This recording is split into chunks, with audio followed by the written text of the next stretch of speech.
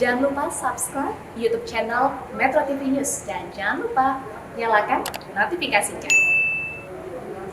Ya pemirsa, nasib vaksin AstraZeneca masih menunggu keputusan global, sementara BPOM juga tidak tinggal diam. Sejumlah pihak digandeng untuk mengkaji keamanan AstraZeneca di Indonesia. Untuk membahasnya kami mengundang anggota ahli evaluasi obat BPOM, Pak Jarir Atobari, dan kami juga masih mencoba untuk menghubungi mantan Direktur WHO Asia Tenggara, Pak Chandra Yoga Aditama. Saya ke Pak Jarir dulu. Pak Jarir, selamat pagi.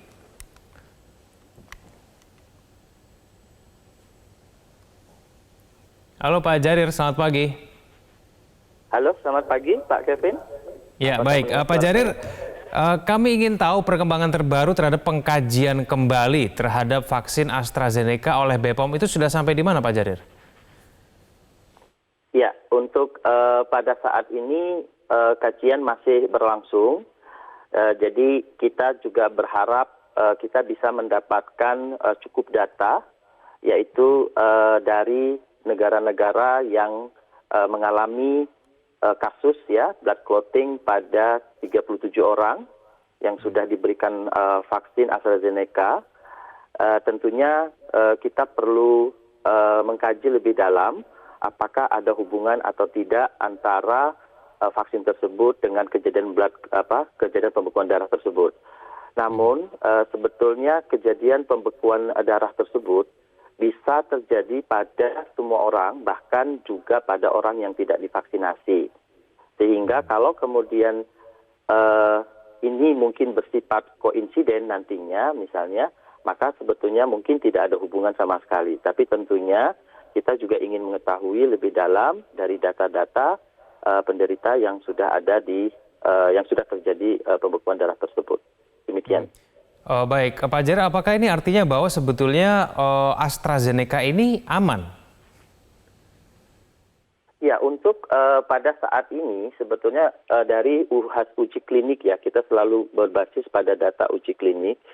Dari uji klinik yang dilakukan mungkin lebih dari 30.000 orang di 3 negara, sebetulnya tidak ada kejadian apapun ya terkait dengan pembekuan darah tersebut. Jadi tidak ada hal yang terdeteksi mengenai pembekuan darah pada uji klinik tersebut.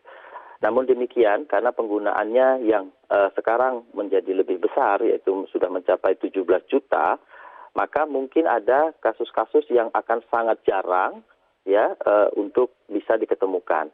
Kalau kita melihat mengenai pembekuan darah ini, seperti yang saya katakan tadi bahwa bisa juga terjadi pada orang-orang yang tidak diberikan vaksin, sehingga kajian untuk mengetahui apakah ini ada hubungan ini sangat penting karena kejadian pembekuan darah itu terjadi sekitar 130 dari 100.000 penduduk. Sedangkan kalau kita lihat ini terjadi 37 dari 17 juta penerima vaksin, maka sebetulnya masih sangat kecil proporsi kejadian tersebut. Tapi sampai sekarang saya konfirmasi belum ada hubungannya Pak Jarir ya antara pembekuan darah dengan vaksin tersebut, belum ada hubungannya?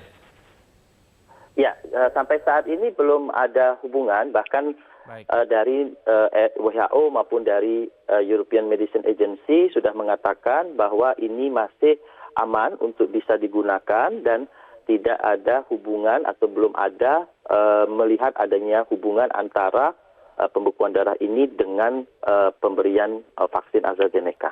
Baik, Pak Jarir dan juga pemirsa, kami juga sudah terhubung dengan mantan Direktur WHO Asia Tenggara, Pak Chandra Yoga Aditama. Pak Yoga, selamat pagi.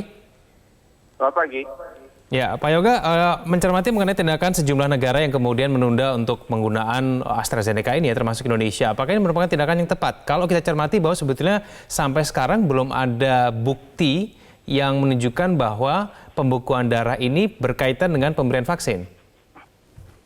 Sebenarnya kalau mau diurut lagi, WHO kan sudah mengeluarkan emergency use of listing untuk vaksin AstraZeneca pada tanggal 15 Februari.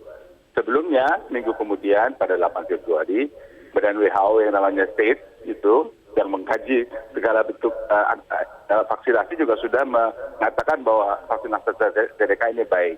Karena pada tanggal 15 Februari sudah dikeluarkan emergency use of listing oleh WHO, maka COVAX, di mana kebetulan saya ikut berperan di dalamnya, kami sudah memvalidasi permintaan pembagian AstraZeneca ini kepada berbagai negara, dan akhirnya COVAX sudah memvalidasi dan mengirimkan vaksin AstraZeneca ini ke berbagai negara di dunia.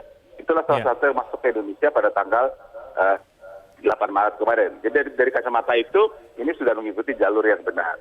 Nah, seperti terusan disampaikan oleh Terjaya, kemudian ada masalah di Eropa, dan Eropa kemudian mengacu kepada badan yang mereka sebut sebagai, bukan mereka sebut, badan yang namanya European Medicines Agency. European Medicines Agency itu sudah berkali-kali rapat, dan rapat terakhir kemarin, yang juga mengatakan bahwa kejadian pembekuan darah itu tidak berhubungan dengan pemberian vaksin AstraZeneca. Nah, jadi artinya European Medicines Agency juga mengatakan vaksin ini tinggal diteruskan saja. Dari kacamata WHO, kemarin dulu itu statement dari WHO mengatakan bahwa sejauh ini tidak ada bukti, silakan diteruskan saja, tapi WHO akan terus mengamatinya, dan badan WHO yang global yang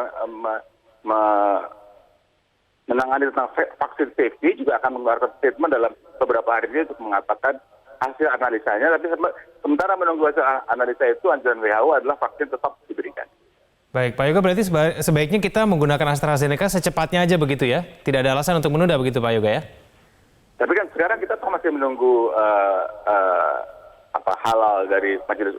Toh kita masih menunggu. Jadi sementara menunggu dalam beberapa hari ini, saya pikir karena European Medicines Agency sudah keluar tadi malam, dan saya kira WHO juga akan keluar dalam waktu tidak terlalu lama lagi. Jadi sambil menunggu fatwa majelis ulama, sambil menunggu statement dari badan internasional, juga sambil menunggu badan POM analisa mendalam, saya kira pasti itu semuanya akan berjalan bersama-sama, jika pada waktunya semua akan keluar. Baik, Pak Jarir, membutuhkan waktu berapa lama nih kira-kira kajian dari BPOM ini? Saya kira ini akan secepatnya, jadi mungkin dalam 2-3 hari ini sudah akan mengeluarkan statement mengenai keamanan dari vaksin AstraZeneca ini. Baik. Pak Jarir, ini Bu Penny ya, Kepala BPOM juga mengatakan bahwa sebetulnya vaksin COVID AstraZeneca yang kemudian diduga menyebabkan pembekuan darah di sejumlah negara itu menggunakan nomor batch yang berbeda begitu dengan yang dikirimkan dengan Indonesia. Mungkin bisa jelaskan Pak Jarir, ini vaksin batch ini maksudnya bagaimana sih Pak Jarir? Ya, jadi yang dimaksud dengan vaksin batch itu artinya batch itu akan diberi suatu nomor yaitu ketika satu produksi vaksin. Jadi dalam satu produksi itu ada namanya satu nomor batch. Dan ini ketika kemudian kejadian yang ada di Eropa itu beberapa kasus atau hampir sebagian kasus itu berasal dari satu batch yang sama. Ini yang kemudian mengapa beberapa negara kemudian melihat mengenai batch dari vaksin tersebut. Namun memang yang dikirim ke Indonesia ini kan berasal dari COVAX ya, jadi dari WHO sebagai bagian dari global vaksinasi, dan itu batch yang dikirim ke negara-negara berkembang sebagai bagian dari global vaksinasi ini berbeda dengan nomor batch yang ada di Eropa sana. Nah ini yang kembali lagi bahwa masih dikaji hubungan batch tadi dengan vaksin, di mana European Medicines Agency mengatakan tidak ada hubungan gitu dengan vaksin tersebut. Sehingga di Indonesia sendiri mungkin nggak perlu begitu khawatir, karena selain memang tidak ada hubungan seperti yang dikatakan oleh regulasi internasional, tetapi juga kita mengetahui bahwa produksinya memang berbeda dengan yang diedarkan di Eropa. Tapi nomor batch yang berbeda ini apakah artinya juga khasiatnya juga berbeda, Pak Jarir? Tidak. Untuk dari segi khasiat tidak. Jadi ini sifatnya hanya sistem produksi saja. Ya, tetapi di dalam setiap batch itu selalu akan ada mengenai quality yang dipantau, dan itu mempunyai kualitas yang sama dari semua batch. Oke, baik. Saya kembali kepada Pak Yoga. Pak Yoga, meskipun ini mungkin kasusnya kalau dibandingkan dengan jumlah total vaksin AstraZeneca yang telah digunakan masih cukup kecil ya, tapi bagaimana kemudian kita bisa betul-betul yakin bahwa AstraZeneca ini betul-betul aman? Caranya bagaimana Pak Yoga? Ada dua hal. Sebelum itu saya mau tambahkan sedikit soal pembicaraan tentang batch itu. Karena saya sampaikan tadi bahwa saya adalah anggota dari Independent Aggregation Vaccine Group yang kemudian membagikan vaksin-vaksin itu kepada 142 negara. Jadi yang sekarang dikeluarkan emergency use of listing atau katakanlah semacam surat izin dari WHO itu AstraZeneca dari 2 produksi.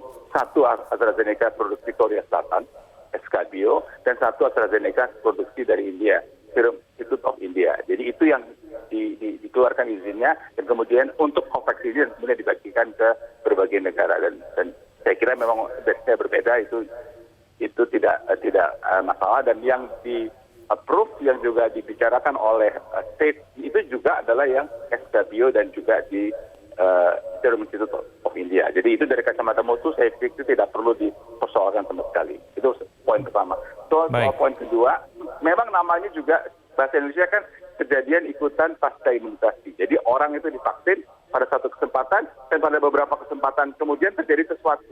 Yang mesti dilihat apakah terjadi sesuatu ini memang berhubungan dengan vaksinnya atau terjadi sesuatu itu memang akan terjadi. Walaupun dia tidak divaksin sekalipun itu akan terjadi. Itulah yang namanya kejadian ikutan pasca imunisasi. Dan itu para pakar akan menilai karena jumlah kasusnya 37, akan dinilai satu persatu dari 37 itu secara mendalam apa yang terjadi, bagaimana riwayat penyakit ini, bagaimana dan sebagainya, sehingga mereka bisa menentukan nanti ini berhubungan atau tidak berhubungan. Itulah yang sudah dilakukan oleh European Medicine Agency yang baru diumumkan kemarin sebenarnya, yang mengatakan ini tidak berhubungan. Dan saya kira akan keluar juga yang dari WHO yang juga sudah menganalisa secara mendalam untuk mengatakan tidak berhubungan. Teman-teman dari Badan POM juga akan menganalisa secara mendalam dari kasus per kasus dari yang ada itu. Itu akan dinilai secara transparan juga dan juga sesuai dengan basis ilmiah yang ada. Pak Yoga, tapi perlu tidak sih dilakukan uji klinis di Indonesia, AstraZeneca ini? Sekarang saya kira sudah masuk dan sudah mendapatkan emergency use of authorization dari Indonesia. Jadi bisa digunakan karena sudah ada emergency use of authorization dari Indonesia. Dari kacamata itu sudah melewati prosedurnya. Pun karena ada kasus ini maka rupanya ada Badan POM akan menilai kembali dari berbagai aspeknya lagi. Baik, Pak Jarir, untuk kemudian kita betul-betul bisa menghindarkan kejadian-kejadian pasca vaksinasi. Mungkin nanti dari BPOM ketika sudah mengeluarkan pengumumannya, baik kemudian itu direkomendasikan atau tidak, nanti kira-kira ada langkah-langkah lain tidak, Pak Jarir? Ya, sebetulnya langkah-langkah untuk mengatasi atau mengurangi, memitigasi ya kejadian-kejadian seperti ini, itu tidak hanya untuk vaksin AstraZeneca, tetapi seluruh vaksin. Di mana memang tadi seperti dikatakan oleh Prof. Chandra bahwa KIPI atau kejadian ikutan pasca imunisasi itu kan tidak selalu harus berhubungan, bisa bersifat koinsiden juga. Dan ini untuk itu mitigasi di lapangan. Jadi perlu melihat melihat gitu kondisi dari orang yang divaksinasi, kemudian meminta masyarakat untuk melaporkan ya jika terjadi hal-hal yang tidak diinginkan tadi. Dan kemudian di sistem sudah ada sistem pencatatan, kemudian jika ini ada hal-hal yang terkait dengan kejadian ikutan yang serius gitu, kemudian ini akan dikaji oleh suatu komite nasional, baik di tingkat daerah maupun di tingkat nasional. Dan mitigasi ini saya kira penting, jadi mengapa kondisi kesehatan dari orang yang akan divaksin itu harus diungkapkan gitu pada saat vaksinasi, pada saat mengisi formulir kalau ada penyakit-penyakit yang diderita. Jadi hal-hal tersebut untuk menghindari kejadian-kejadian yang mungkin tidak diinginkan. Baik, Pak Jarir, ada juga beberapa pertanyaan dari masyarakat yang mengkhawatirkan mengenai masa simpan dari vaksin AstraZeneca ini pada bulan Mei. Ditakutkan nanti dalam proses pengajian kembali oleh BPOM ini akan memperlambat pemberiannya. Nah ini nanti bagaimana kemudian bisa mempercepat sehingga kemudian kita tidak perlu khawatir dengan masa simpan dari AstraZeneca ini yang hingga bulan Mei ya 2021. Ya, saya kira tadi sudah kami sebutkan bahwa ini akan dikaji dalam waktu 2-3 hari ini dan juga kita akan mendengarkan juga seluruh kajian yang dilakukan oleh regulasi internasional. Kemudian dengan data yang ada kami akan mengatakan kemungkinan ini aman atau tidak aman misalnya. Saya kira dalam waktu dekat sehingga bisa tetap akan digunakan mungkin dalam waktu sekitar minggu depan. Sehingga tidak akan mengurangi resiko expired dari vaksin tersebut. Baik, Pak Jair dan juga Pak Yoga, terima kasih telah bergabung bersama kami di Metro Pagi Prime Time. Selamat pagi.